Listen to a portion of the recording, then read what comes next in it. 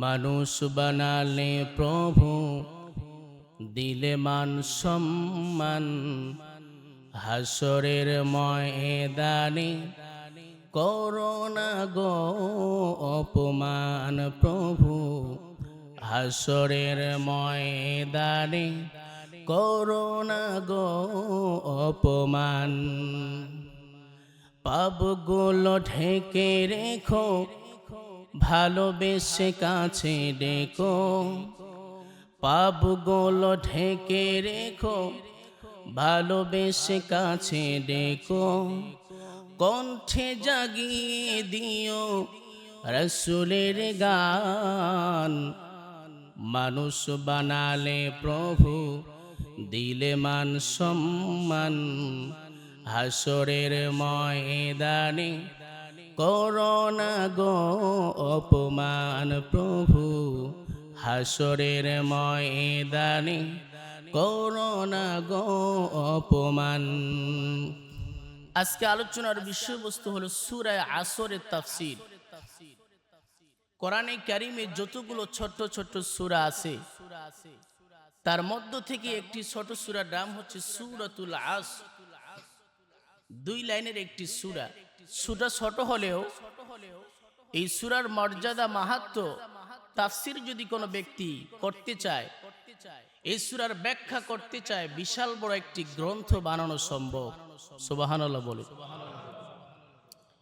এই সূরার মধ্যে আল্লাহ তাআলা সফল ব্যক্তিকে এবং ব্যর্থ ব্যক্তিকে তাদের কথা তুলে ধরেছেন।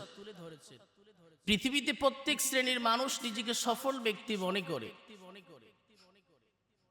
একজন রাজনীতিবিদ ক্ষমতায় যাওয়ার পরে নিজেকে সফল ব্যক্তি মনে করে। একজন সম্পদশালী নিজেকে সফল ব্যক্তি মনে করে। একজন ইঞ্জিনিয়ার, ডাক্তার নিজেকে সফল ব্যক্তি মনে করে। আসলে সফল ব্যক্তিকে, ব্যর্থ ব্যক্তিকে তাদের কথা আল্লাহ তাআলা এই সূরার মধ্যে তুলে ধরেছে। মনে রাখবেন, দুনিয়ার টাকা পয়সা, ধন সম্পদ, অর্থ প্রাচুর্য, ক্ষমতা, এগুলোই যদি সফলতার মাপকাঠি হতো, কারুনের সম্পদ আমাদের থেকে কম ছিল না। যেই কারুন, যার সম্পদের গুদামের চাবি বহন করার জন্য 70 থেকে 80টা গাধা লাগতো, যে গুদামে সম্পদ রাখতো, সোনা দানা রাখতো, ওই গুদামের মধ্যে যে তালা মেরে দিত, তালার মধ্যে যে চাবি ব্যবহার করত, চাবি বহন করার জন্য 70 থেকে 80টা গাধা লাগতো। তাহলে সম্পদ কতগুলো ছিল একটু চিন্তা করেন। সে কি সফল ব্যক্তি? সফল ব্যক্তি না। যদি কোনো রাজনীতিবিদ ক্ষমতায় যাওয়ার পর নিজেকে সফল ব্যক্তি মনে করে, নমরুদের মতো ক্ষমতা পৃথিবীতে কারো হয় নাই। কারণ নমরুদ সারা পৃথিবীর বাদশা থাকা সত্ত্বেও সে কি সফল না? ব্যর্থ, ব্যর্থ ব্যক্তি। তাহলে এগুলো সফলতার মাপকাঠি না। সফলতার মাপকাঠি কি? আল্লাহ রাব্বুল আলামিন কোরআনে কারিমে অন্য জায়গায় বলছেন সফল ব্যক্তিকে, ব্যর্থ ব্যক্তিকে, ফামান যুহজিহা আনিন নার ওয়া উদখিলাল জান্নাতা ফাকাদ ফাজ। রব্বুল আলামিন বলেন, সফল ব্যক্তি তো তারা যারা জাহান্নাম থেকে মুক্ত হয়েছে। তারা দুনিয়ার মধ্যে টাকা পয়সা আছে, ধন সম্পদ আছে, আপনার ক্ষমতা আছে, যোগ্যতা আছে, সব কিছু থাকা সত্ত্বেও কোনো ব্যক্তির যদি ঠিকানা জাহান্নাম হয়, এই ব্যক্তির মতো দুর্ভাগার কেউ হতে পারে না। এই জন্য আল্লাহ রাব্বুল আলামিন পৃথিবীর সমস্ত মানুষদেরকে লক্ষ্য করে বলছেন, বান্দারে, তুমি যে সফল ব্যক্তি, তোমার টাকা পয়সা তুমি সফলতার মাপকাঠি না। সফল যদি হতে চাও, যে ব্যক্তি জাহান্নাম থেকে মুক্ত হয়েছে, জান্নাত পেয়েছে, সেই হলো প্রকৃত সফল ব্যক্তি। সূরাতুল আসর, এই সূরার মধ্যে সফল ব্যক্তিকে, ব্যর্থ ব্যক্তিকে তাদের কথা তুলে ধরেছেন। ইমাম শাফি রহমাতুল্লাহি আলাইহি বলেন, লাউলা আনজালাল্লাহু হুজ্জাতান ইল্লা হাযিহিস সূরা, আল্লাহ রাব্বুল আলামিন যদি কোরআনে কারিমে শুধুমাত্র সূরা আসরকে নাজিল করতেন, অন্য কোন সূরা নাজিল না করতেন, শুধুমাত্র একটা সূরায় নাজিল করতেন, একটা সূরার উপরে যদি মানুষ আমল করত, তাহলে এই সূরাটাই মানুষের হেদায়েতের জন্য যথেষ্ট হয়ে যেত।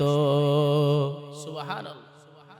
অন্য কোন সূরা নাজিল না করতেন, শুধুমাত্র সূরা আসর, এই 2 লাইনের সূরা যদি আল্লাহ শুধু নাজিল করতেন, কোন সূরা নাজিল না করতেন, আর এই সূরার উপর যদি মানুষ আমল করত, একটা সূরায় মানুষের হেদায়েতের জন্য যথেষ্ট হয়ে যেত।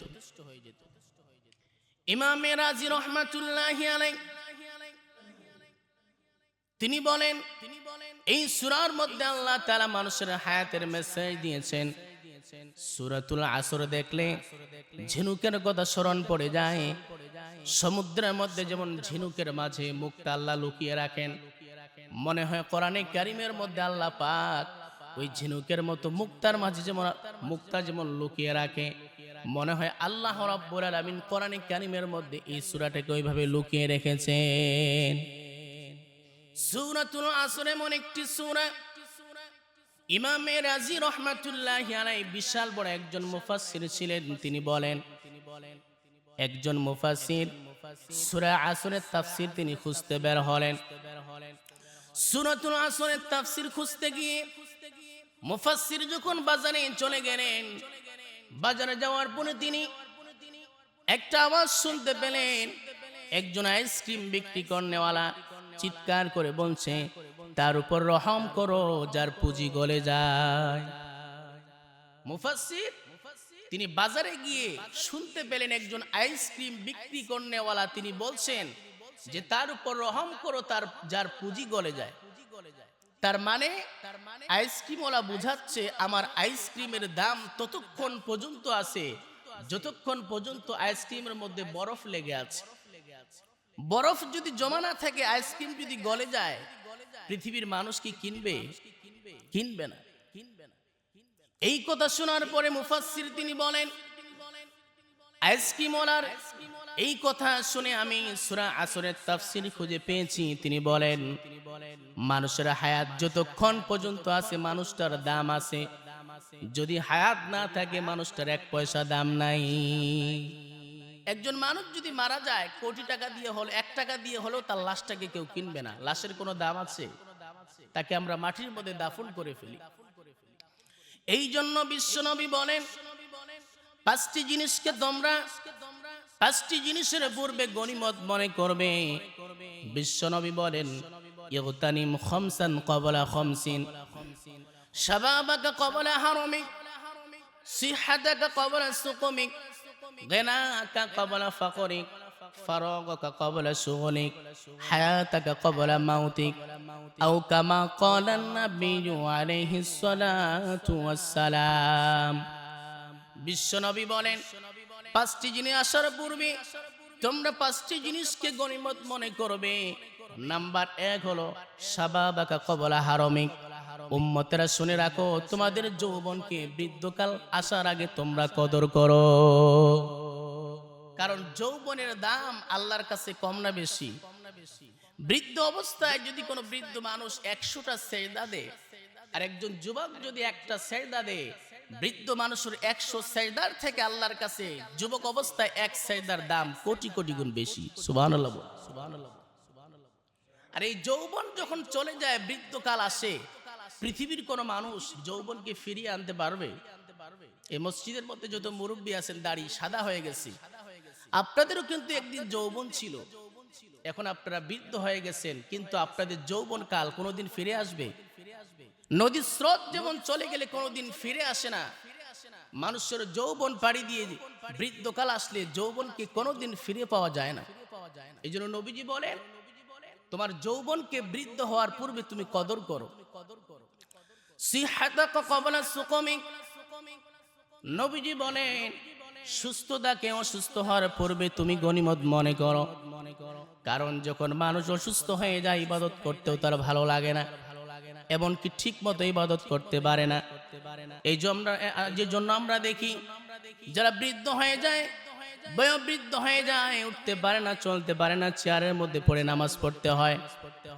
কারণ আল্লাহ নবী বলেন, সিহাদাকা ক্বাবলা সুকমিক, তোমার সুস্থতাকে অসুস্থ হওয়ার পূর্বে তুমি কদর করো।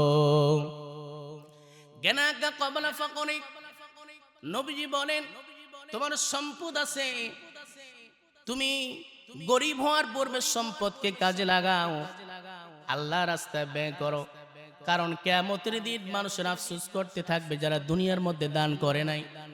আল্লাহ রাব্বুল আলামিনকে বলবেন, আল্লাহ তাআলা যদি একবার আপনি আমাকে দুনিয়ার মধ্যে পাঠিয়ে দেন, এবার শুধু তোমার রাস্তায় আমি দান করতে থাকব, কিন্তু তখন কোনো সুযোগ দেওয়া হবে না।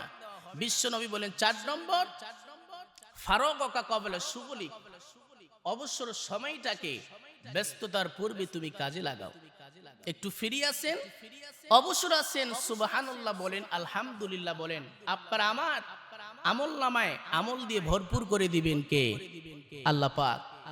নবীজি বলেন ৫ নম্বর হলো হায়াতাকা ক্বাবলা মাউতিক, তোমার হায়াত থাকতে মৃত্যু হওয়ার পূর্বে তুমি কদর করো। আমার ভাইয়েরা, আমার বন্ধুগণ, জান্নাতীরা যখন জান্নাতে যাবে, জান্নাতের মধ্যে কিন্তু কোনো বিষয় আফসোস হবে না, শুধুমাত্র একটা বিষয় নিয়ে আফসোস হবে। জান্নাতীরা জান্নাতে যাবে, জান্নাতের মধ্যে কোনো জিনিস নাজ নিয়ামতের কোনো কমতি হবে না। দুনিয়ার মধ্যে বাজারে আমরা যাই, টাকা নাই পকেটে, কোনো কিছু কিনতে পারি না, কিন্তু জান্নাতে যারা হবে তাদের টাকা পয়সা লাগবে না, শুধু মন চাইবে সঙ্গে সঙ্গে বান্দার সামনে হাজির হয়ে যাবে। একটা পাখি উড়ে যাবে, মন চাইবে পাখির গোশতটা খাবো, সুন্দর করে পাখিটা ভুনা হয়ে আপনার সামনে হাজির হয়ে যাবে। এই দুনিয়ার মধ্যে যত আকর্ষণের জিনিস আছে, সব থেকে বেশি আকর্ষণ হচ্ছে নারীর প্রতি পুরুষের আকর্ষণ। জান্নাতের মধ্যে নারী থাকবে, দুনিয়ার নারীর মতো না। রব্বুল আলামিন সূরা রহমানের মধ্যে বলছেন, লাম ইয়াতমিসহুন্না ইনসুন ক্বাবলাহুম ওয়ালা জান ফাবিআইয়ি আলাই রাব্বিকুমা তুকাযযিবান। আল্লাহ রাব্বুল আলামিন বলেন, জান্নাতের মধ্যে যে নারী থাকবে, এই নারীকে কোনোদিন কোনো মানুষ অথবা কোনো জিন কোনোদিন স্পর্শ করে নাই। সেই নারীগুলো যদি দুনিয়ার মধ্যে আটলান্টিক মহাসাগরে যদি একটু থুতু নিক্ষেপ করত, সঙ্গে সঙ্গে আটলান্টিক মহাসাগরের সমস্ত পানিগুলো মিষ্টি পানিতে পরিণত হয়ে যেত। জান্নাত আল্লাহ একটা বানিয়েছেন, সবথেকে দামি জান্নাত জান্নাতুল ফিরদাউস, এরপরে আছে জান্নাতুল মাওয়া, জান্নাতুল আদান, জান্নাতুল খুলদ, দারুল করার, দারুল মাকাম। এক একটা জান্নাতে বান্দা এক একটা আমলের কারণে যাবে। সবথেকে দামি জান্নাত হলো জান্নাতুল ফিরদাউস। জান্নাতুল ফিরদাউসের যারা বাসিন্দা হবে, তাদেরকে দেখে অন্য জান্নাতের বাসিন্দারা আফসোস করতে থাকবে, হারে দুনিয়ার মধ্যে আমি যে সময়টাতে টেলিভিশনের মধ্যে কাটিয়ে দিয়েছিলাম, ফেসবুক চালিয়ে কাটিয়ে দিয়েছি, সেই সময়টাতে যদি একটু আল্লাহর জিকির করতাম, আজকে আমিও জান্নাতুল ফিরদাউসের বাসিন্দা হয়ে যেতাম। কত সময় আমরা কাটিয়ে দেই, আমরা হাঁটি কিন্তু মুখ তো বন্ধ আছে। ওই সময় যদি আমরা জিকির করি, সব আছে না নাই বলে? আপনি দোকানদার ভাই, কাস্টমার নাই, বসে আছেন, একবার সুবহানাল্লাহ বলেন, আলহামদুলিল্লাহ বলেন, আল্লাহু আকবার বলেন। যতগুলো হরফ আছে প্রত্যেকটি হরফের বিনিময়ে মহান রব্বুল আলামিন আপনার আমার আমলনামায় সব লিখে দিবেন। সুবহানাল্লাহ বলেন, সুবহানাল্লাহ বলেন। গত জুমার দিন বলা হয়েছিল, সূরাতুল ইখলাস যে ব্যক্তি একবার পাঠ করবে, 10 পারা কোরআন পড়লে যে সওয়াব, সেই সওয়াব আল্লাহ তার আমলনামায় দিয়ে দিবে। যে ব্যক্তি 2 বার পাঠ করবে 20 পারা কোরআন, যে ব্যক্তি 3 বার পাঠ করবে, আল্লাহ তাআলা তার আমলনামায় পুরা কোরআন খতমের সওয়াব দিয়ে দিবেন। অন্য হাদিসের মধ্যে নবীজি বলেন, সূরাতুল ইখলাস এমন দামি একটি সূরা, যদি কোনো ব্যক্তি সূরা ইখলাসকে 10 বার পাঠ করে, আল্লাহ পাক রব্বুল আলামিন ওই বান্দার জন্য জান্নাতের মধ্যে একটা ঘর তৈরি করে দিবেন। আল্লাহ পাক আমাদের জন্য কত সুযোগ দিয়েছেন। আল্লাহ চান প্রত্যেকটা মানুষ যেন জান্নাতে যায়, কিন্তু আমরা তো আমল করি না, ছোট্ট ছোট্ট আমল, কিন্তু সওয়াব কম না বেশি বলেন? অনেক বেশি। একবার সুবহানাল্লাহ যদি বলেন, নবীজি বলেন, ওই বান্দার জন্য আল্লাহ জান্নাতে এমন একটা গাছ তৈরি করে দিবেন, সেই গাছের ছায়ার নিচে যদি একটা দ্রুতগামী ঘোড়া দৌড়াতে শুরু করে 500 বছর কেটে যাবে, তার ছায়া অতিক্রম করে শেষ করতে পারবে না। সুবহানাল্লাহ বল। এই জন্য সময়টাকে কদর করতে হবে। যদি কদর না করি, ওই জান্নাতের মধ্যে আমরা আফসোস করতে থাকবো। আজকে যারা বসে আছেন, অনেক ভাই আছে ক্লাস 5 থেকে পড়ে আর পড়েন নাই, কিন্তু আপনার সাথী ভাই কেউ ডাক্তার হয়েছে, কেউ ইঞ্জিনিয়ার হয়েছে, তাদের সঙ্গে দেখা হলে যেমন আপনার আফসোস হয়, একসাথে আমরা লেখাপড়া করতাম, তাদের মতো যদি আমিও লেখাপড়া করতাম, আমিও ইঞ্জিনিয়ার হতাম। এই আফসোস করে যেমন এখন কোনো লাভ হবে না, যারা দুনিয়াতে আমল করবে না, জান্নাতের মধ্যে তারাও কিন্তু আফসোস করতে থাকবে। এই জন্য সাহাবায়ে কেরামের অভ্যাস ছিল, আমরা যখন একজন আরেকজনের সঙ্গে দেখা করি, সাক্ষাৎ করি, তারপরে যখন বিদায় হই, আমরা কি করি? টাটা বাই বাই, আল্লাহ হাফেজ বলে বিদায় দেই। কিন্তু সাহাবায়ে কেরামদের অভ্যাস ছিল, যখন তারা একজন সাহাবী আরেকজন সাহাবী থেকে পৃথক হয়ে যেতেন, সূরা আসরকে তারা শুনিয়ে দিতেন। আল্লাহ রাব্বুল আলামিন এই সূরার মধ্যে সময়ের কসম কেটেছেন, ওয়াল আসর ইন্নাল ইনসানা লাফি খুসর। আল্লাহ পাক সময়ের কসম কেটেছেন, ওয়াল আসর। এখানে ওয়াওটা আছে, ওয়াওটা কসমিয়ার জন্য আল্লাহ পাক নিয়ে আসেন। কোরআনে কারীমের মধ্যে আল্লাহ তাআলা যত জায়গায় কসম কেটেছেন, সব জায়গায় প্রথমেই ওয়াও নিয়ে আসেন। যেমন সূরা 3 মধ্যে আল্লাহ পাক 3 ফলের কসম খেয়েছেন, ওয়াত-তিন ওয়াজ-জাইতুনি ওয়া তুরি সিনিন ওয়া হাদাল বালাদিল আমিন। আল্লাহ কসম কেটেছেন, ওয়াত-তিন, 3 ফলের কসম, জাইতুনের কসম, তুর পাহাড়ের কসম, ওয়া হাদাল বালাদিল আমিন, মক্কা শহরের কসম। যত জায়গায় কসম কেটেছেন, সব জায়গায় আল্লাহ পাক ওয়াও নিয়ে আসেন। ওয়াল আসর, এখানে যে আল্লাহ পাক ওয়াও নিয়ে আসেন, আল্লাহ কসমের জন্য নিয়ে আসেন, সময়ের কসম কেটেছেন। আমরা কসম কাটি কিসের? আমরা যেমন আল্লাহর কসম কাটি, আল্লাহর কসম, আল্লাহ কসম কেটেছেন, সময়ের কসম কেটেছেন। আবার অনেক ব্যক্তি আছে দেখবেন, তার কিসের কসম কাটে? মায়ের কসম, বাবার কসম। কি কসম কাটে কি কাটে না? কিন্তু মনে রাখবেন, আল্লাহর কসম বাদ দিয়ে অন্য কারো নামে কসম কাটা সম্পূর্ণ হারাম। কারণ বিশ্বনবী বলেন, আলা ইন্নাল্লাহা আযজা ওয়া জাল্লা ইয়ানহাকুম আন তাখলিফু বিআবাইকুম ফামান কানা হালিফান ফালইউহলিফ বিল্লাহ। নবী সতর্ক করে দিয়েছেন, উম্মতেরা, যদি তোমরা কসম কাটো, আল্লাহর নামেই কসম কাটো। খবরদার আল্লাহর নাম বাদ দিয়ে বাবার নামে, মায়ের নামে কসম কাটো না। কারণ মান হালাফা বিগাইরিল্লাহ ফাকাদ আশরাক, যে ব্যক্তি আল্লাহ ব্যতীত মায়ের নামে, বাবার নামে কসম কাটে, সে যেন আল্লাহর সঙ্গে শিরিক করলো। সন্তানের নামে কসম কাটে, আমার সন্তানের কসম, মায়ের কসম, বাবার কসম, এগুলো কি কাটা যাবে? কসম কাটলে বলতে হবে ওয়াল্লাহি, আল্লাহর কসম। কারণ আল্লাহর থেকে বড় পৃথিবীতে কেউ আছে নাকি? নাই।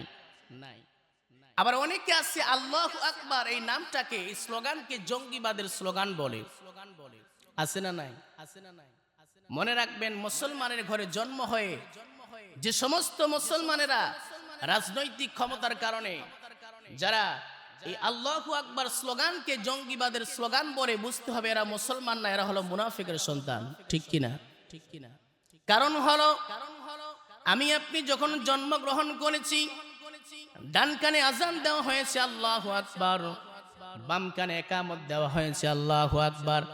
আবার যখন মৃত্যুবরণ করব, ইমাম সাহেব যখন আমার লাশটাকে সামনে রেখে যখন তিনি তাকবীর দিবেন, তখনও কি বলবেন? বলেন আল্লাহু আকবার। তাহলে আল্লাহু আকবার বলে আমার জন্ম হলো, আল্লাহু আকবার বলে আমাকে দাফন করা হবে। সুতরাং মুসলমান হয়ে যারা বলবে আল্লাহু আকবার জঙ্গিবাদের স্লোগান, তারা আসলে মুসলমানদের সন্তান হতে পারে না। ঠিক কিনা? আল্লাহ সময়ের কসম কেটেছেন, ওয়াল আসর, সময়ের কসম। মুফাসসিরিনে কেরাম লিখেছেন, আল্লাহ যে সময়ের কসম কেটেছেন, এই সময়টা কখন? আসর থেকে মাগরিব পর্যন্ত এই সময়টার আল্লাহ কসম কেটেছে। আসরের নামাজ পড়ার পরে আমরা কি করি? একটু বাড়িতে যাই, যাওয়ার পরে কিছুক্ষণ পরে দেখবেন মাগরিবের আজান দিয়ে দেয়। সময়টা দিয়ে কোন দিক দিয়ে চলে যায় আমরা টের পাই না। আল্লাহ বুঝাচ্ছেন, বান্দা তোমার হায়াতটা হলো সীমিত। আসর থেকে মাগরিব পর্যন্ত সময়টা যতটুকু, তার থেকেও তোমার জীবনের হায়াতটা আরো কম। আল্লাহ সময়ের গুরুত্ব বোঝানোর জন্য সময়ের কসম কেটেছেন, ওয়াল আসর, সময়ের কসম। এরপরে আল্লাহ পাক বলছেন, ইল্লাল্লাযীনা আমানু ওয়া আমিলুস সলিহাত ওয়া তাওয়াসাউ বিল হক ওয়া তাওয়াসাউ বিস সবর। চার শ্রেণীর মানুষ ব্যতীত পৃথিবীর সমস্ত মানুষ ক্ষতির মধ্যে আছে। কার কথা? আল্লাহ নিজে বলছেন, পৃথিবীতে যত মানুষ আছে চার শ্রেণীর মানুষ ব্যতীত সবাই ক্ষতির মধ্যে আছে। এখানে শুধু মুসলমান না, হিন্দু, খ্রিস্টান, বৌদ্ধ, ইহুদি, নাসারা, যত ধরনের মানুষ আছে আল্লাহ পাক বলেন চার শ্রেণীর মানুষ ব্যতীত সবাই ক্ষতির মধ্যে আছে। মুরব্বীরাও ক্ষতির মধ্যে আছে, যুবকরাও ক্ষতির মধ্যে আছে।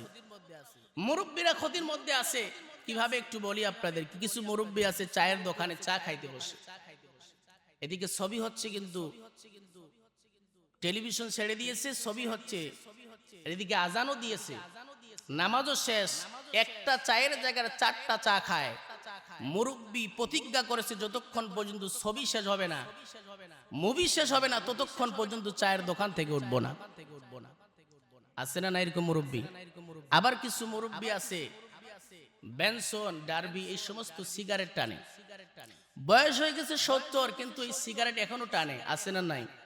আগের মুরব্বীদেরকে দেখলে যুবকরা থরথর করে কাঁপতো, আর বর্তমান কিছু মুরব্বী আছে তাদেরকে দেখলে যুবকরা আরো টান দুইটা বেশি মারে, বলে আমাদের ধর্মীয় ভাই।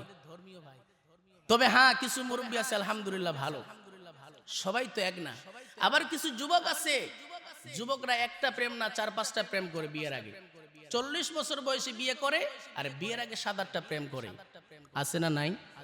আল্লাহ পাক বলে সবাই ক্ষতির মধ্যে আছে, চার শ্রেণীর মানুষ ব্যতীত।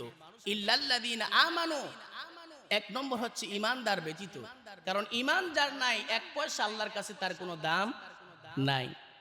কিয়ামতের দিন ইমান যার থাকবে না, আল্লাহর কাছে তার কোনো দাম নাই, তার ঠিকানা হবে জাহান্নাম। কাফেররা এই জন্য বলবে, আফসোস করে বলবে, ওয়ায়াকুলুল কাফিরু ইয়া লাইতানি কুনতু তুরাবা। কাফেররা কিয়ামতের দিন ঈমান না থাকার কারণে আফসোস করে বলবে, আল্লাহ দুনিয়ার মধ্যে যদি মানুষ না হয়ে গরু ছাগল যদি হতাম, আজকে আমার কোনো বিচার হতো না, আমি মাটি হয়ে যেতাম। কারণ যার ঈমান থাকবে না, অনন্তকাল তাকে জাহান্নামের মধ্যে থাকতে হবে। ঈমানটা হলো মূলধন। ব্যবসার মধ্যে মূলধন থাকলে যেমন লাভ হওয়ার আশা আছে, ঠিক তদ্রূপ ঈমান যার আছে, সামান্য ঈমানও যদি থাকে, কিয়ামতের দিন আল্লাহ তাকে মুক্ত করবেন। কিন্তু ঈমান যারা নাই, এক পয়সা আল্লাহর কাছে তার কোনো দাম নাই। এই জন্য সাহাবীরা দেখেন, এক একজন সাহাবী ঈমান আনার কারণে কত কষ্ট করেছেন। হযরতে খাব্বাব রাদিয়াল্লাহু তাআলা আনহু, হযরতে খুবাইব রাদিয়াল্লাহু তাআলা আনহু, বেলাল রাদিয়াল্লাহু তাআলা আনহু ঈমান আনার কারণে জিহ্বার মধ্যে তার পেরেক মেরে দেওয়া হয়েছে। বলা হলো, বেলাল ইসলাম ছাড়বি কিনা বল। বেলাল বলছে, কাফের মুশরিকেরা ঈমান আনার জন্য যদি তোমরা আমাকে একবার না 1000 বার যদি তোমরা আমাকে হত্যা করো, আল্লাহর উপরে যে ঈমান এনেছি সেই ঈমান থেকে এক চুল পরিমাণ নড়ব না। জোরে বলি সুবহানাল্লাহ। ঈমানের পথে অবিচল থেকে আমার মরণ যেন হয়, তোমারই কাছে মিনতি আমার, তোমারই কাছে মিনতি আমার, মহামহিম দয়াময়। ঈমানের পথে অবিচল থেকে আমার মরণ যেন হয়। আল্লাহ আমাদেরকে ঈমানের উপর থাকার তৌফিক দান করেন, বলেন আমিন। ইল্লাল্লাযীনা আমানু, আল্লাহ প্রথমেই বলছেন ঈমানদার ব্যতীত, এরপরে বলছেন শুধু ঈমান আনলে চলবে না, ওয়া আমিলুস সলিহাত, নেক আমল করতে হবে। ইমান ছাড়া আমলের কোনো দাম নাই, আমল ছাড়া ইমানের কোনো দাম নাই। আমরা তো সবাই মুসলমান, কিন্তু নামাজ না পড়লে জান্নাতে যাওয়া যাবে নাকি বলেন? এই জন্য আল্লাহ পাক প্রথমেই বলছেন ইমানদার ব্যতীত সবাই ক্ষতির মধ্যে আছে।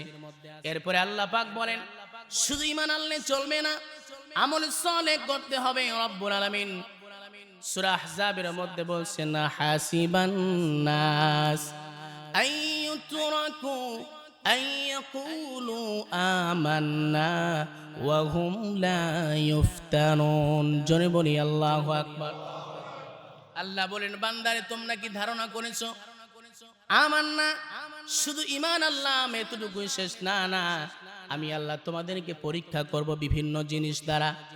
ওয়ালানাবলুওয়ান্নাকুম বিশাইইম মিনাল খাউফি ওয়াল জু' ওয়া নাকসিম মিনাল আমওয়ালি ওয়াল আনফুসি ওয়াস সামারাত ওয়া বাশশিরিস সাবিরিন। লামে তাকিদ নুনে তাকিদ প্রয়োগ করে বলছেন বান্দারে জু'i খোদার দ্বারা, নাকসিম মিনাল আমওয়াল সম্পদের ক্ষয়ক্ষতির দ্বারা। বান্দারে মাঝি তুমি যদি পরীক্ষার মধ্যে পাস করতে পারো, ধৈর্য ধারণ করতে পারো, মনে রাখবা ওয়াবাশশিরিস সাবিরিন, ধৈর্যশীলদের জন্য পুরস্কার রয়েছে। নবীজি বলেন আস-সাবরু সাওয়াবুল জান্নাহ, যে ধৈর্য ধারণ করবে তার জন্য এক নম্বর পুরস্কার হলো সেটা হলো জান্নাত। বলি সুবহানাল্লাহ। এরপরে আল্লাহ তাআলা বলেন ঈমান আনলেন, আমল করলেন, শুধু আমল করলেনই যে চলবে না। এরপরে আল্লাহ পাক বলেন ওয়া তাওয়াসাউ বিল হক, মানুষকে সৎ পথে ডাকতে হবে। আপনি নামাজ পড়েন সব ঠিক আছে, কিন্তু আপনার সামনে অন্যায় কাজ হয় কিন্তু আপনি বাধা দেন না। বিশ্বনবী বলেন ওই লোকটা হলো বোবা শয়তান। যার সামনে অন্যায় হয় কিন্তু প্রতিবাদ করে না, সে নিজের নামাজ পড়ে সব ঠিক আছে, তার ঈমানও ঠিক আছে, আমলও করে, কিন্তু সামনে অন্যায় কাজ দেখলে বাধা দেয় না, এরা হলো বোবা শয়তান। কি শয়তান? নিজে যেমন নামাজ পড়ি, সমাজের মধ্যে যারা নামাজ পড়ে না তাদেরকেও নামাজ পড়ার তাকিদ দেওয়ার দরকার আছে না নাই?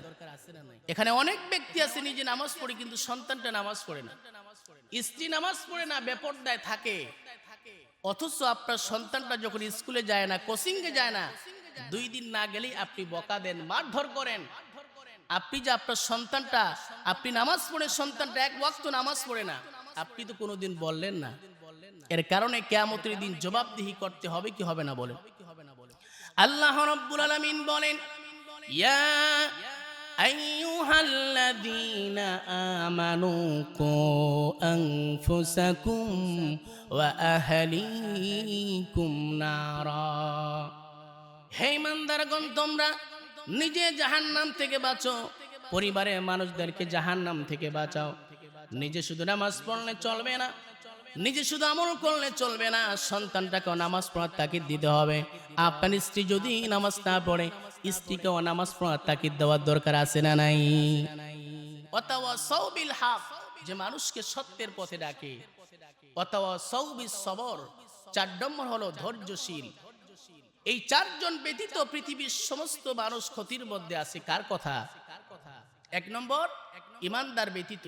শুধু ঈমান আনলে চলবে না, আমল করতে হবে। শুধু আমল করলে নিজে চলবে না, আপনার পরিবার, আপনার প্রতিবেশী নামাজ পড়ে না, তাদেরকেও তাকিদ দিতে হবে। এরপরে কি করতে হবে? আপনার জীবনে বিভিন্ন বিপদ আসতে পারে, মুসিবত আসতে পারে, এই মুসিবতের মধ্যে আপনাকে ধৈর্য ধারণ করতে হবে। কারণ বিপদ দেন কে? বিপদ থেকে রক্ষা দেন কে? আমরা অনেক সময় দেখি একজন গুনাহগার ব্যক্তি, তার উপর বিপদ আসে, নেককার মানুষের উপর আরো বেশি বিপদ আসে। কেন? মনে রাখবেন, খারাপ মানুষের জন্য বিপদটা হলো গজব। আর মুমিন বান্দা যারা 5 ওয়াক্ত নামাজ পড়ে, নেককার মানুষ, ভালো কাজ করে, তবুও যদি তার বিপদ আসে, বুঝতে হবে এটা তার জন্য রহমত। এই বিপদে যদি বান্দা ধৈর্য ধারণ করতে পারে, আল্লাহ তার গুনাহগুলো মাফ করে দেন। আইয়ুব নবী ছিলেন, 18 বছর ধরে রোগাক্রান্ত ছিলেন। আমরা 2 দিন যদি অসুস্থ থাকি, আমরা বলি শুধু আল্লাহ আমাকেই দেখে, আর কাউকে দেখে। কিন্তু আইয়ুব নবী 18 বছর ধরে রোগাক্রান্ত ছিলেন। 18 বছর পরে তাকে রোগ থেকে মুক্তি দিলেন কে? সাহাবায়ে কেরাম। যদি তাদের বিপদ না আসতো, মুসিবত না আসতো, তারা মনে করতো আল্লাহ মনে হয় আমাকে পছন্দ করেন না। নবীর জামানায় একজন সাহাবী ছিল, ধনী সাহাবী। সাহাবী স্ত্রীকে খুব মহব্বত করত, ভালোবাসতো, স্ত্রীও স্বামীকে খুব ভালোবাসতো। একদিন ধনী সাহাবী স্ত্রীকে লক্ষ্য করে বললেন রাতের বেলায়, ও আমার স্ত্রী, আমার জন্য তুমি এক গ্লাস পানি নিয়ে আসো। স্ত্রী চলে গেলেন পানি আনার জন্য। এসেই দেখলেন স্বামী ক্লান্ত শরীর নিয়ে ঘুমিয়ে পড়েছেন। স্ত্রী চিন্তা করলেন যদি স্বামীকে ডাক দেই তাহলে স্বামীর কষ্ট হবে, ঘুমটা ভেঙে যাবে। স্ত্রী সারা রাত ধরে গ্লাস নিয়ে তিনি দাঁড়িয়ে রইলেন। স্বামী যখন জাগ্রত হলো, এই দৃশ্য দেখে স্বামী এবার নারাজ হবে নাকি খুশি হবে বলেন? খুশি। স্বামী বলে, স্ত্রী তুমি আমার জন্য সারা রাত পানি নিয়ে দাঁড়িয়ে আছো, আজকে তুমি যা চাইবে আমি তোমাকে তাই দেব। স্ত্রী বলে, ঠিক আছে, তুমি আমার সঙ্গে ওয়াদা করো, আমি যা চাইবো তুমি তাই দিবে। বলে, হ্যাঁ। বলে, ঠিক আছে, তুমি আমাকে তালাক দাও। এখন পুরুষ সাহাবী তো বিপদে পড়ে গেছে যে আমি তাকে বললাম তুমি যা চাইবে তাই দিব, আমি তোমাকে খুশি হয়ে বললাম, সে আমার কাছে তালাক চায়। ধনী সাহাবী বলে, আচ্ছা আমি তোমাকে কোনোদিন কষ্ট দিয়েছি? বলে, না। কোনোদিন তোমাকে বকা দিয়েছি? বলে, না, দাওনি। বলে, তুমি বলেছো যা চাইবে তাই দিবে, ওয়াদা কিন্তু ঠিক রাখতে হবে। পুরুষ সাহাবী খুব চালাক, বলে, ঠিক আছে, তোমাকে তালাক দিব আমি, কিন্তু আগে নবীর কাছে যেতে হবে, সেখানেই সমাধান হবে। পুরুষ সাহাবী তার স্ত্রীকে নিয়ে নবীর দরবারে যখন রওনা হলেন, রাস্তার মধ্যে পুরুষ সাহাবী হোঁচট খেয়ে পড়ে গেলেন, রক্তাক্ত হয়ে গেলেন। স্ত্রী বলে, স্বামী আমার, নবীর কাছে যেতে চেয়েছিলাম তালাক নেওয়ার জন্য, আর আমাকে তালাক দিতে হবে না, চলো বাড়িতে চলো। ধনী সাহাবী বলে, স্ত্রী আমার, তুমি তো কিছুক্ষণ আগে বললে আমি যেন তোমাকে তালাক দিই, কিন্তু এখন তুমি কেন বললে তোমাকে তালাক দিব না, কারণটা কি?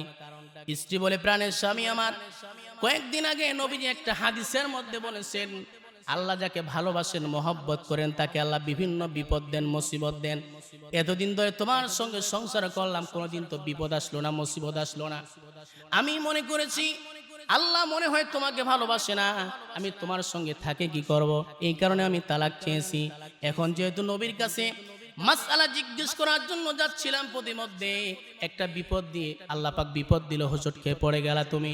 বুঝতে পেরেছি আল্লাহ অবশ্যই তোমাকে ভালোবাসেন, তোমার সঙ্গে আমি সংসার করব, বলি সুবহানাল্লাহ। দুইজন সাহাবী তারা চলে আসলো বাড়িতে। এই জন্য বিপদ যখন আসবে, মুসিবত আসবে, ধৈর্য ধারণ করতে হবে। আর নবীজি বলেন, আস-সাবরু সাওয়াবুল জান্নাহ, যে ব্যক্তি ধৈর্য ধারণ করবে বিপদে আপদে মুসিবতে, তার পুরস্কার আল্লাহ পাক দিবেন জান্নাত, বলি সুবহানাল্লাহ। আল্লাহ তাআলা আমাদের সকলকে যে চারটি কথা আল্লাহ পাক এই সূরার মধ্যে বলেছেন, ঈমান, আমল, মানুষকে সত্যের পথে ডাকা এবং ধৈর্য ধারণ করা, এই চারটা গুণ অর্জন করার তৌফিক দান করুক, বলেন আমিন।